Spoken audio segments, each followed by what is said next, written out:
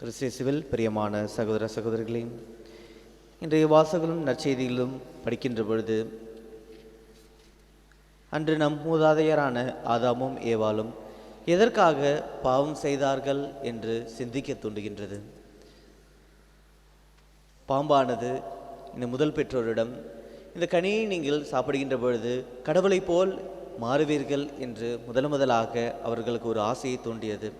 ஆனால் கடவுள் இந்த மனிதர்கள் ஆசைப்படாமலே இவற்றையெல்லாம் கொடுத்து கொண்டிருக்கின்றார். கடவுள் முதலாக இந்த உலகத்தை படைத்தார். இந்த படைப்பினுடைய அதிகாரத்தை மனிதர்களுக்கும் அவர் கொடுக்கின்றார். நீங்கள் சென்று மனிதர்களை படையுங்கள் என்று கிரியேட்டிவ் இந்த மக்களை ஒரு படைப்பாளியாக மாற்றுகின்றார். அதேபோல் இன்றைய நற்செய்தியிலே பார்க்கின்ற பொழுது இயேசு கிறிஸ்து இந்த உலகத்தில் மனிதர்களை பாவத்திலிருந்து மீட்பதற்காக வந்தார். அவர் மட்டும் மீட்டுவிட்டார், நம்ம எல்லோரும் மீட்டுவிட்டார். பின்பு எதற்காக மனிதர்களை தேர்ந்தெடுக்கின்றார்?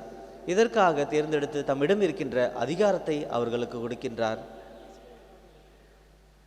ஜீசஸ் த ரெடெம்டிவ் என்று கூறுவார்கள். அதே போல் இருக்கின்ற மனிதர்களை ரெடெம்டிவ் என்று அவர்களும் மனிதர்களை மீட்பவர்களாக மாற்றுகின்றார். ஆக இந்த உலகத்தில் மனிதர்கள் பாவம் செய்வதற்கான அவசியம் இருந்திருக்காது இவற்றை உணர்ந்திருந்தால். எதற்காக இன்று இயேசு கிறிஸ்து 12 நியமிக்கின்றார், திருத்தூதர் என்று பெயரிடுகின்றார் என்று சற்று சிந்தித்து பார்க்கின்ற பொழுது இயேசு கிறிஸ்து இவர்களை தேர்ந்தெடுக்க வேண்டும் என்று அவசியமா என்றால் அவசியம் கிடையாது. ஆனால் விருப்பத்தினால் அவர்களை எல்லோரும் தேர்ந்தெடுக்கின்றார். ஏனென்றால் கடவுள் ஆதியிலிருந்து மக்களின் மூலமாக அவர் செயல்பட்டு கொண்டிருக்கின்றார். மனிதர்களின் மூலமாக அவர் மனிதர்களை வழிநடத்துகின்ற முறையை கடைபிடித்து கொண்டு வருகின்றார். மோசையின் மூலமாக இஸ்ரேல் மக்களை அவருடைய அடிமைத்தளத்திலிருந்து மீட்டு வந்தார்.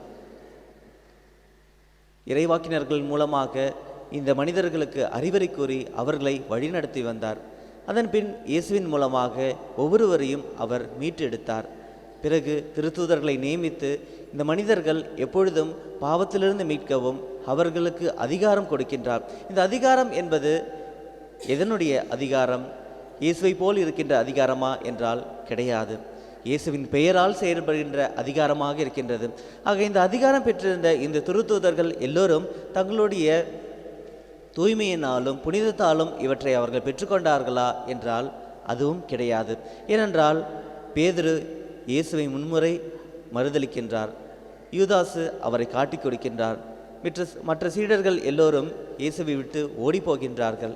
ஆக இவர் கொடுக்கின்ற அதிகாரம் எதனுடைய அதிகாரம் என்றால் தம்முடைய பெயரின் அதிகாரம், தந்தையின் அதிகாரமாக இருக்கின்றது.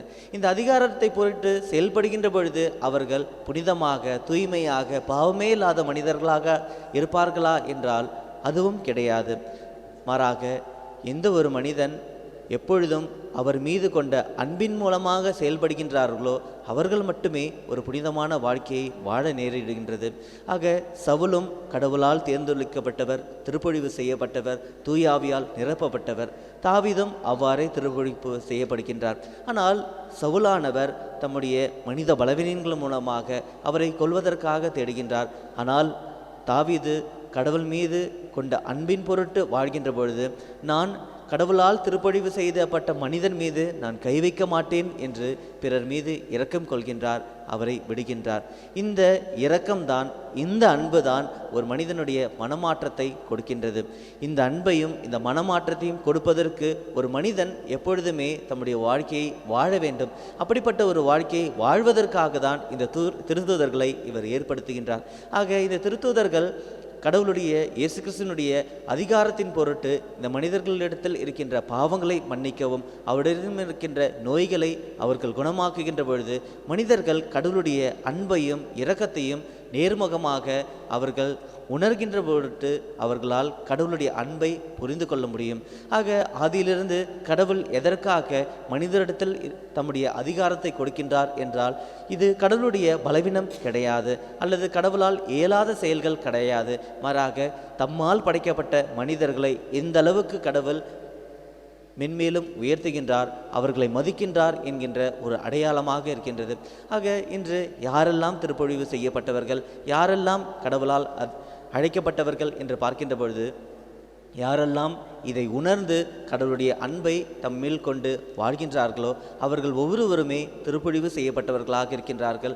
ஒவ்வொருவருமே கடவுளுடைய அதிகாரத்தை கொண்டு பிறரிடம் இருக்கின்ற நோய்களை குணப்படுத்துபவர்களாக, பிறரிடம் இருக்கின்ற தீமைகளை அகற்றுபவர்களாக, பிறரை மன்னிப்பவர்களாக, பிறருடைய பாவங்களை மன்னித்து மாற்றுபவர்களாக வாழ்கின்றார்கள். ஆக இன்று கடவுளானவரும் இயேசு கிறிஸ்துவானவரும் நம் ஒவ்வொருவருக்கும் திருத்தூதராக வாழவும், கடவுளால் திருப்பொழிவு செய்யப்பட்டவர்களாக வாழவும் நமக்கு அழைப்பு விடுக்கின்றார். இதை உணர்கின்றோமா? உணர்ந்து அன்பின் பொருட்டு வாழ்கின்றோமா என்று சிந்தித்தவர்களாக இத்திருப்பலியிலே நாமும் நம்முடைய வாழ்க்கை திருத்தூதர்களாக மாற வாழுவோம்.